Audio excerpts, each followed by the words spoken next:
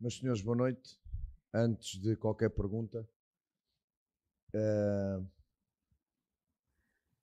num dia muito triste para a nação botafoguense e para o futebol brasileiro, pelo falecimento do senhor Ailton Correia de Arruda, Manga, um homem que marcou uma geração ou várias gerações na posição dele, um homem muito influente no seu posto específico, uma referência para muita gente, desde goleiros a treinadores de goleiros, e uma referência para os nossos torcedores. Um orgulho muito grande de ter feito parte da história do nosso Botafogo, a história que ele engrandeceu e muito com o seu esforço, com o seu trabalho, com a sua dedicação, com a sua paixão pelo Botafogo. O grupo quer dedicar a vitória ao Manga, onde quer que ele esteja, sei que vai estar torcendo por nós, jogo após jogo, minuto após minuto, porque este é um clube e é um grupo que tem muito carinho por ele e continuará a ter. Um abraço à família, a dedicatória é também para a família do Manga, e um homem que parte fisicamente, mas nunca mais partirá da memória dos botafoguenses. Renato, boa noite. Leonardo Pereira aqui do site Jogada 10. Olá, Leonardo. Primeiramente, parabéns pela vitória. Obrigado. Eu queria começar de trás para frente.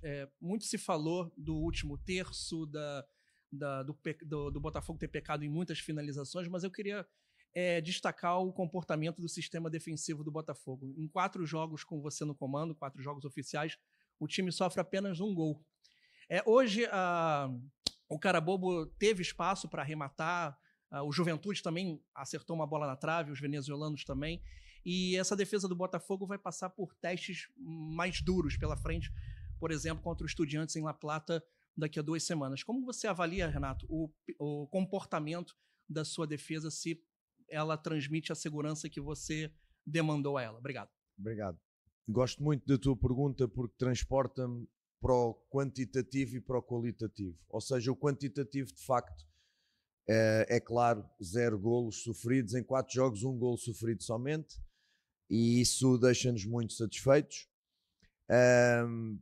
Por exemplo, no jogo com o Palmeiras, o XG ofensivo do Palmeiras ao minuto 70 era 0.06, o que significa que o Palmeiras também pouco finalizou. Mas é assim, eu percebo a sua pergunta, eu percebo o torcedor, eu percebo o jornalista, mas não há jogos onde não há finalizações quase ao golo do adversário. Já não há jogos fáceis, isto é Libertadores, a Série A é um campeonato em que toda a gente pode ganhar a toda a gente, acho eu, apesar das probabilidades. E quer dizer, sim, concedemos de vez em quando uma ou outra oportunidade. Porquê? Porque nós somos uma equipa ofensiva, porque colocamos muita gente no meio campo adversário. Houve vários momentos hoje em que o John era o único jogador no nosso meio campo defensivo. E claro, se tu abdicas de colocar gente no bloco defensivo adversário, que umas vezes era 4-5-1, outras vezes era 6-3-1, outras vezes era 7-2-1, se tu abdicas de colocar gente na frente, não és corajoso, tens medo. Então não podes estar aqui, não podes representar este clube. Este clube tem uma missão que é ganhar o jogo. Pois pode ganhar ou não. E o treinador aqui tem que fazer tudo o que está ao seu alcance para ganhar o jogo. Obviamente que nós, analisando o jogo, se eu lhe fizer a pergunta qual é o momento premium do Carabobo poder fazer golo, ou bola parada, ou apanhar a equipa desequilibrada. Óbvio que com tanto espaço que nós deixamos no nosso meio campo, basta um duelo perdido, basta uma saída mais rápida, basta uma distração e aí vem a equipa venezuelana por aí fora. Não há como. Eu continuo muito satisfeito com a questão quantitativa. De facto, os números estão aí, 0 golos. Qualitativamente, eu vou observando que não há exibições perfeitas. Mas também não estamos a falhar assim tanto que a gente diga podia ter havido golo do Carabobo a qualquer momento, ou do Juventude a qualquer momento.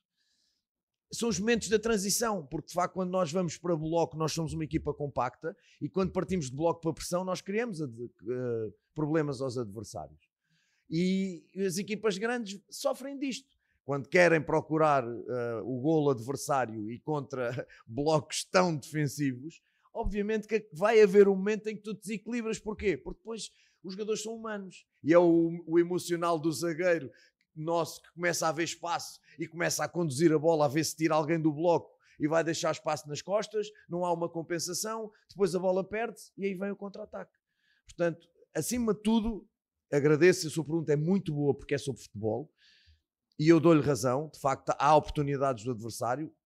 Eu gosto muito de exibições perfeitas, mas não me lembro em 23 anos, tive algumas, mas sempre com alguma atuação do adversário, porque do outro lado joga gente. Mas aquilo que eu quero de facto ressalvar hoje é a parte ofensiva da minha equipa, porque não é fácil jogar contra este tipo de processos defensivos. E atenção que eu não estou a atacar o meu colega nem a criticar a sua forma dele elaborar o seu plano de jogo, tem todo o direito de fazer, mas quando ele faz isto, a nossa obrigação é ir ali e tipo martelo. E hoje o grande mérito desta equipa foi zero desespero. De facto, a primeira parte não é boa. De facto, a primeira parte, mais uma vez, não teve paciência do nosso lado em circular. Se você fizer uma análise ao jogo, na primeira parte, as grandes oportunidades foram quando nós conseguimos circular a bola do ponte ao Teles, do Teles ao ponte. O que é que nós fazíamos às vezes? Zagueiro, quando íamos a 3, zagueiro, meia, zagueiro, zagueiro, meia, zagueiro, e nunca ativávamos os homens de fora. Ora, se tu não ativas os homens de fora, como é que tu vais incomodar o bloco adversário? Não vais, é impossível. E eu estava desesperado, entre aspas, ali fora, a pedir que houvesse circulações de lateral a lateral, para paciência. E nós não tivemos essa paciência na primeira parte. Mesmo assim, gerámos oportunidades de golo e não as concretizámos. No segundo tempo, nós corrigimos esta situação, pedimos paciência sem ser passivo, porque a circulação também estava lenta. Há uma circulação, e eles às vezes confundem paciência com passividade, não tem nada a ver com isso. Paciência, mas com a bola a circular rápido. Começámos a levar a bola aos extremos e acabámos por abrir a equipa adversária. Quanto mais começámos a abrir a equipa adversária, mais eles foram recuando no terreno. E fica mais difícil, pois cais na tentação dos cruzamentos. É um jogo muito difícil. Quando você fala nos Estudiantes, sim, de facto os Estudiantes, em termos de qualidade coletiva e individual, é muito melhor equipa, mas se calhar dá-te mais espaços para jogar, não é? Portanto, são jogos diferentes que não se podem comparar. Muito orgulhoso daquilo que os meus jogadores fizeram, em especial porque não perderam o critério, o plano de jogo, o rumo do nosso trabalho e perceberam como desmontar um bloco tão difícil com o tempo sem desesperar e manter o foco naquilo que é o nosso trabalho. Boa noite, Alan Viana, Visão Botafoguense. Olá. Muito boa vitória, parabéns pela vitória. A produtividade das jogadas de linha de fundos, né? Com um centroavante mais centralizado, como o Mastriani, os cruzamentos acabaram vindo com a perna trocada, com vantagem para o zagueiro. De alguma forma, esse trabalho lhe incomoda muito quando o Mastriani está na área, porque a jogada de linha de fundo acaba por não acontecer da maneira correta, né? Mesmo assim, conseguiu uma vitória com gols de 2 jogadores, um que o senhor investe muito, e o Matheus, que tinha muitas dúvidas da torcida. Gostaria de que você pudesse falar dessas jogadas de linha de fundo. Também é uma muito boa pergunta. E sabe porquê? Boa noite. Sabe porquê? Porque no momento do golo estava o Juan para entrar. E o que eu ia fazer era Mateus para a direita e Arthur para a esquerda. Aí ia meter o Juan com o Mastriani. Porque de facto já não estávamos a conseguir entrar e então íamos pé dominante no corredor para nós exatamente com 2 9s podermos carregar a área ou podermos por dentro, porque ia ficar o Patrick e o Savarino, os dois por trás, porque são 2 jogadores que têm critério, que fazem circular a bola, que podem carregar e encontrar gente. Então ia tirar o Gregor para meter o Patrick e o Savarino. Risco total e máximo. Mas a gente tinha que ganhar este jogo, seja como for. Quando estava para fazer isto, nós fazemos o golo. E ao fazermos o golo, foi homem por homem, e a partir daí a minha cabeça foi: calma que o adversário agora vai abrir um bocadinho mais, vai procurar mais o golo, como falta pouco tempo, e a gente vai encontrar espaços para fazer o segundo golo e acabou por acontecer. Portanto, a pergunta é muito boa porque eu estava exatamente a preparar essa substituição. Obrigado. Boa noite, parabéns pela vitória. Obrigado. Você falou em cair nas tentações dos cruzamentos. Hoje foram 36, sendo 8 corretos. Eu queria te perguntar como... Desculpa, João Pedro Fragoso, Jornal Globo. Eu queria te perguntar como fazer para o time não cair nessas tentações e se manter fiel ao plano de jogo de fazer a bola chegar de um lateral ao outro, manter a posse de bola para não ser impaciente, como você falou, mas ao mesmo tempo também, às vezes, acelerar as jogadas e buscar essas quebras de linha para não ser passivo, como você falou. E, além disso, eu queria te perguntar dos jogadores que marcaram os gols, o Matheus Martins e o Patrick de Paula, que vinham sendo criticados, o quão importante é para vocês internamente ver os jogadores que vinham sendo criticados pela torcida marcarem os gols e darem a vitória ao Botafogo? Seu nome é? João, boa pergunta. Top, as perguntas hoje estão muito boas. Em relação aos jogadores que a torcida critica, ou os mídias criticam, têm todo o direito e a legitimidade de o fazer. Primeiro, porque chegam aqui e veem um espetáculo. E querem um espetáculo nas cabeças deles, que é que a gente que joguemos bem e que ganhemos o jogo. E nós trabalhamos para isso. Agora, eu tenho uma vantagem em relação à torcida, que é eu estou no dia-a-dia e sei o que os jogadores me podem dar. Portanto, são aqui duas coisas entre a paixão e a razão. E eu tenho muita paixão naquilo que faço, mas tenho que ter muita razão também, porque já no último jogo, outra vez os jogadores que entraram melhoraram a equipa. E, portanto, com isso, tem muito a ver com o conhecimento que nós temos. Tem a ver com o espectro, com o cenário do jogo que tu ali tens, que é um bloco fechado, muita gente no último terço, perto da área, e se tu não mexes, o que é que vai acontecer? A equipa vai entrar num cansaço físico e num cansaço mental. Por isso sai o Teles, por isso sai o Ponte, nós exigimos muito dos nossos laterais, necessitamos refrescar os laterais, depois saem os homens por dentro, sem ser o Arthur, o Marlon, porque tem muitos jogos e precisava um bocadinho mais de carregar jogo, e o Patrick dá-me isso e dá-me finalização de meia distância. Eu conheço os jogadores que tenho à minha disposição e, portanto, eu tenho que tomar decisões em função disso, porque o torcedor o que quer, primeiro, quer ganhar e ver um grande espetáculo. Mas também, se perguntar a 10 torcedores se prefere ganhar, mesmo que não se jogue bem, eu acho que eles preferem ganhar, e nós também estamos num momento destes. De facto, estamos num momento destes. Aos poucos vamos crescendo, o jogo não é muito bom, mas nós temos que contextualizar o jogo que está pela frente, que é muito... Eu disse aos meus jogadores, tenho imenso orgulho e dou-vos muitos parabéns, porque eu onde estava só via pernas dos jogadores venezuelanos e eles conseguiram entrar no jogo que nós queríamos.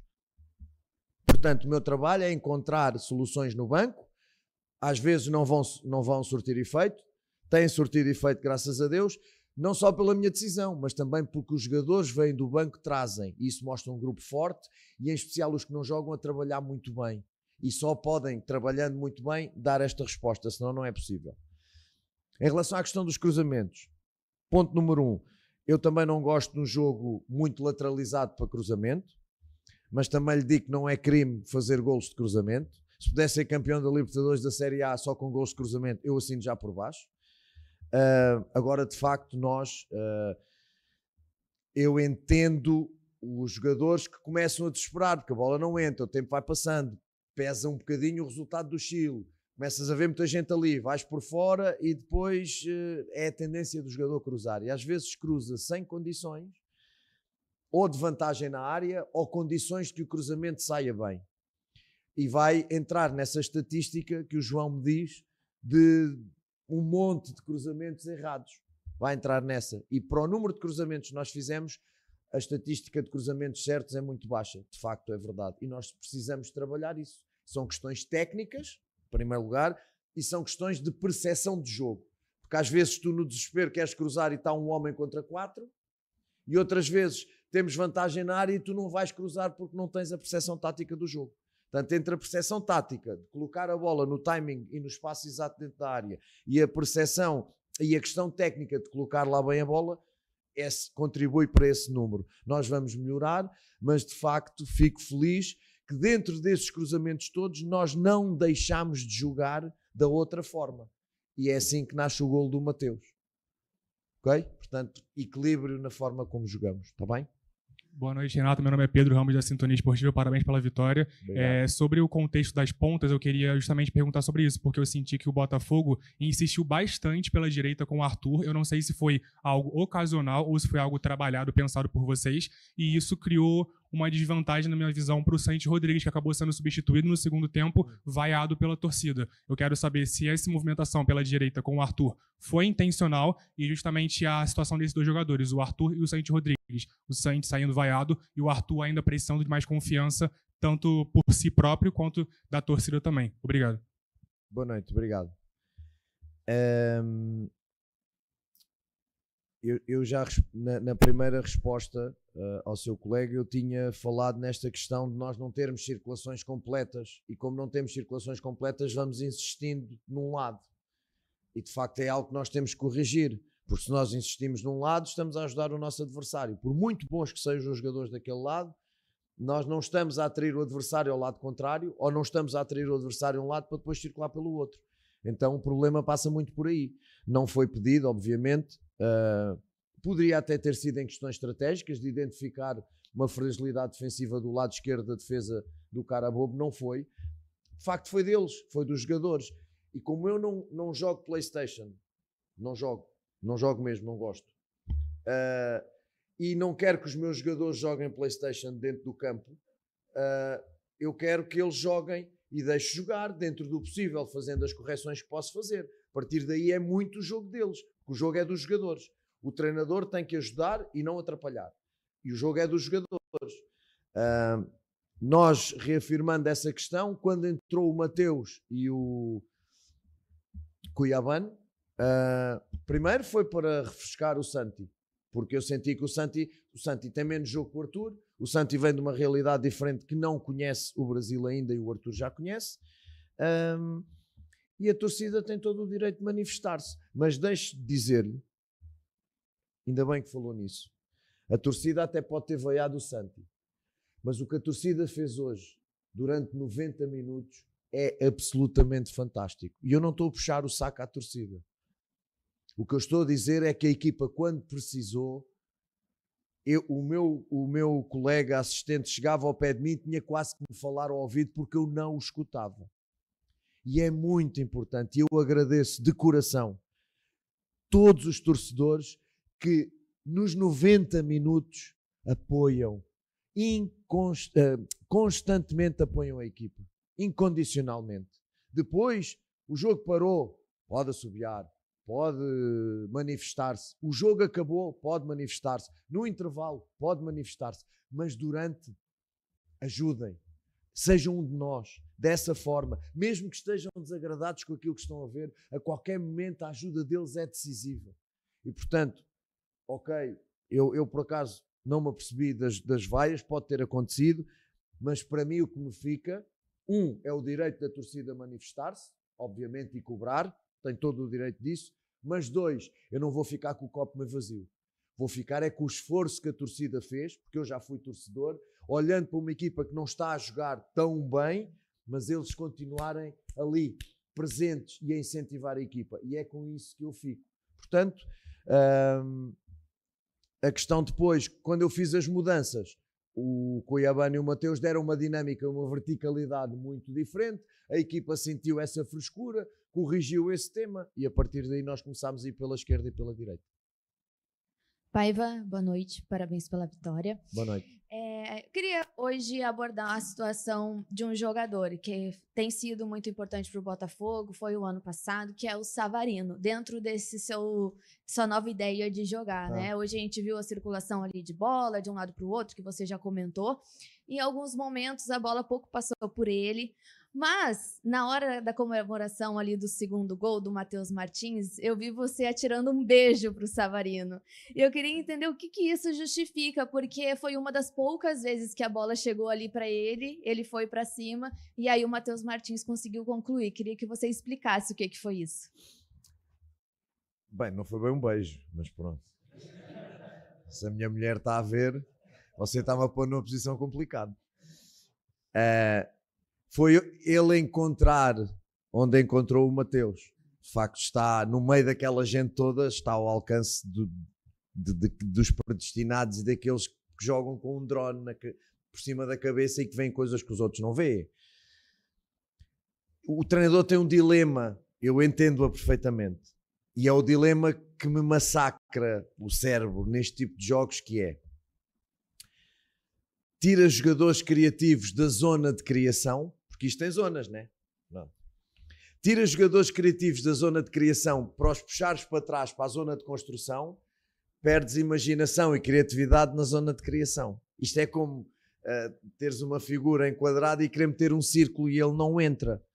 Então, tu tens a tentação de dizer: Sava, baixa para vir buscar jogo e para construir de frente, ok. Mas com um bloco tão fechado e com tanta gente ali colocada, faz parte da paciência que às vezes o torcedor não tem, que às vezes o jornalista não tem, mas que o treinador tem que ter, porque lá está, conhece os seus jogadores e diz: vai haver um momento no meio desta floresta de pernas em que o Savarino, na zona onde ele é especialista, vai receber uma bola e vai fazer a diferença. Gostaríamos de ter ganho por 4 ou por 5? Gostaríamos. Eu acho que até hoje o resultado maior na Libertadores foi 3-0 e nós fizemos 2 e podíamos ter feito mais.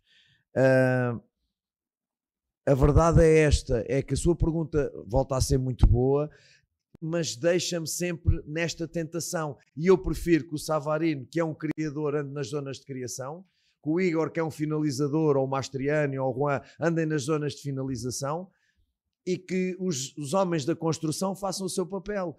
Os zagueiros, os meias mais atrasados, esses é que têm que pisar esses terrenos e fazer com que a bola chegue à zona de criação onde estão eles. Foi o que eu lhe vou dizer, que ainda não lhe disse, porque ele estava com os seus conterrâneos da Venezuela.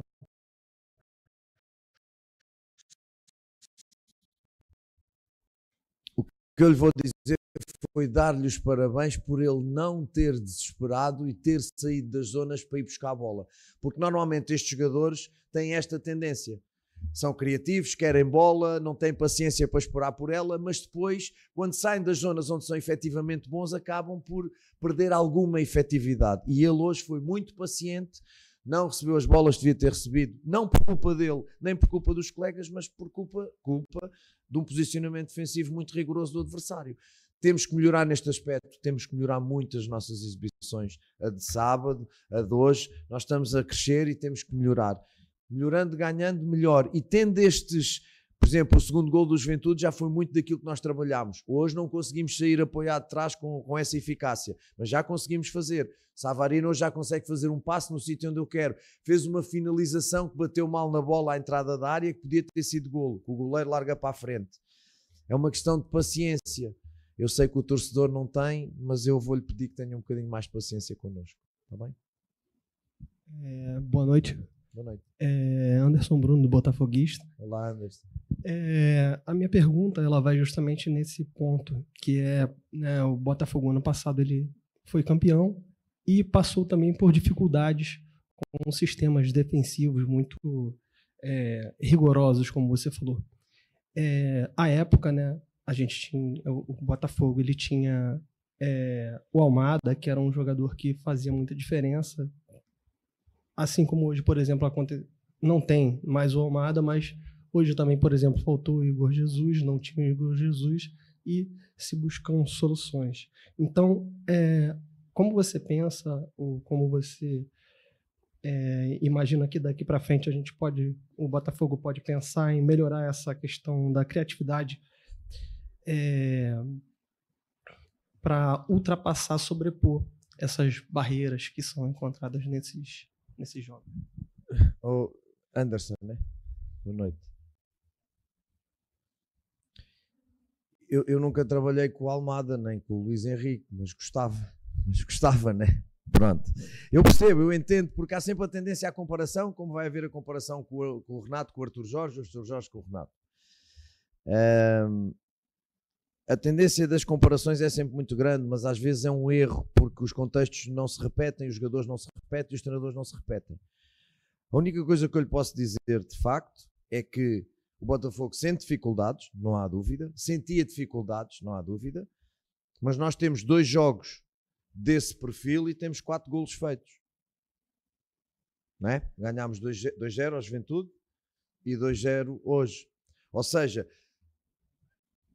eu acho que não é fácil para ninguém, é muito difícil para as equipas, seja a equipa que for, mais trabalhada, com mais qualidade, é sempre muito difícil quando o adversário está em 30 metros, quase com 2 linhas de 5, e tu, essa criatividade muitas das vezes está lá, mas esbarra num processo defensivo super denso, super denso.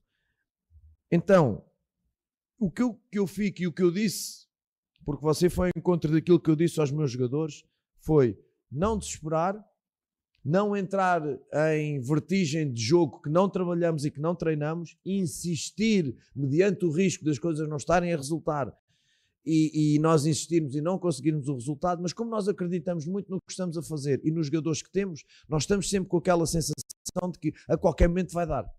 A qualquer momento vai dar.